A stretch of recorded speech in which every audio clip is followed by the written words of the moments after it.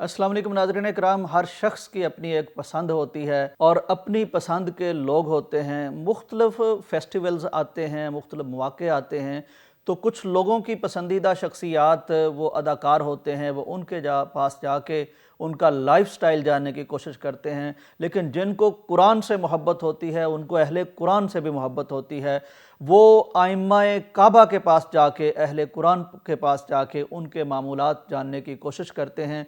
ऐसे ही एक खुश नसीब शख्स इमाम काबा शेख अब्दुर्रहमान अस्सुदैस हाफ़िज़हुल्लाह ताला, जिनको बजा तौर पर बुलबुल कुरान कहा जाता है और जिनकी आवाज़ में पूरी दुनिया में कुरान गूंजता है, कुरान को अल्लाह ने उनका तारुफ बना दिया है। तो एक शख्स बड़ी मोहब्बत से इमाम काबा की तरफ बढ़े और उन्होंने ये जानने की कोशिश की कि इमाम काबा शेख अब्दुर्रहमान अस्सुदैस वो रमज़ानुल मुबारक की बाकी मामूलात तो उनके हमारे सामने होते हैं, वो कुरान सुना रहे होते हैं और नए आइम्मा के पास जाके उनके पीछे खड़े होकर कुरान सुन रहे होते हैं, तो लेकिन उनके सहर और अफ्तार का मामला क्या होता है, ये जानने की कोशिश की। एक शख्स ने वो आगे बढ़े, उन्होंने शेख सुदैस से बात की और ख़ास तौर पर शेख सुदैस अफ्तार में क्या लेते हैं इस हवाले से जब जानने की कोशिश की, तो शेख ने बड़ी मोहब्बत के साथ वहाँ उनको जवाब दिया।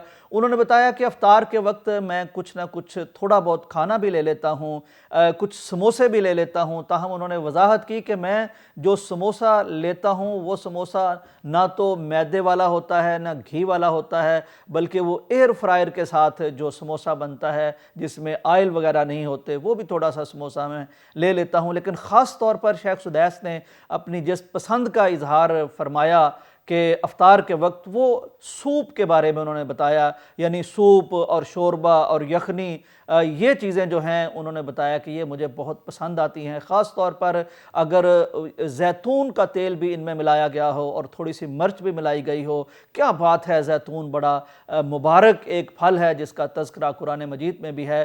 तो शेख फरमाते हैं कि ऐसा शोरबा और ऐसा सूप जिसमें ज़ैतून मिलाया गया हो, थोड़ी सी काली मिर्च मिलाई गई हो, तो वो मैं ले लेता हूँ और वो मुझे बहुत पसंद आता है। चूँकि मैंने कुरान मजीद सुनाना होता है तो गले की हिफाजत करनी पड़ती है, गले का ख्याल रखना पड़ता है। चुनांचे ये चीज़ें जब मैं अफ्तारी में लेता हूँ तो मुझे कुरान मजीद सुनाने में गला मेरा बड़ा साथ देता है।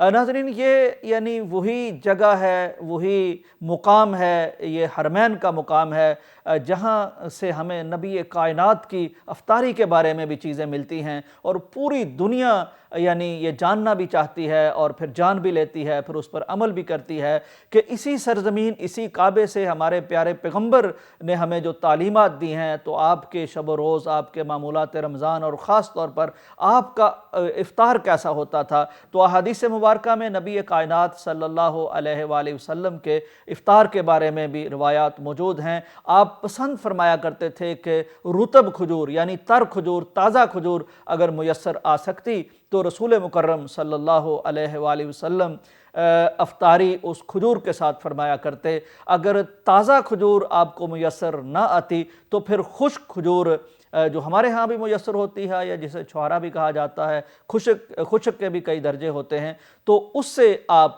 रोज़ा इफ्तार फरमाया करते।